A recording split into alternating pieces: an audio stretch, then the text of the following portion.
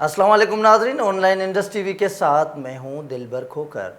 नाजरीन, आपको आगाह करते चलें, कराची में ट्रांसपोर्टर्स ने किराए बढ़ा दिए। ईद मनाने आबाई इलाकों में जाने वालों को परेशानी का सामना। हुकूमत की जानिब से चेक एंड बैलेंस के अदम मौजूदगी ने मुसाफिरों को ट्रांसपोर्टर के हाथों कुर्बान कर दिया। बड़ी ईद मनाने के लिए अपने आबाई इलाकों में जाने वालों को दोहरी परेशानी का सामना करना पड़ा। महकमा रेलवे ने ईद स्पेशल ट्रेन न चलाने का ऐलान किया तो ट्रांसपोर्टर ने किरायों में मनचाहा इजाफा कर दिया। कराची से अपनों में ईद मनाने के लिए आबाई इलाकों को जाने वालों के लिए बड़ी मुश्किलात। इंटरसिटी बस ट्रांसपोर्ट तो जैसे मौके की तलाश में थे। स्पेशल ट्रेनों के अदम दस्तयाबी और ट्रांसपोर्टर की कमी के सबब बस अड्डों पर मुसाफिरों का रश बढ़ गया। हुकूमत की जानिब से चेक एंड बैलेंस न होने के सबब मुसाफिरों को मुश्किलात का सामना करना पड़ा। शहर कायद में ट्रैफिक पुलिस की जानिब से सदर, कैंट स्टेशन, लियाकताबाद, 10 नंबर समेत मुख्तलिफ इलाकों में बस अड्डे खत्म कर दिए गए, जिसके बाद सोहराबगुड़ से तमाम गाड़ियां रवाना हो रही।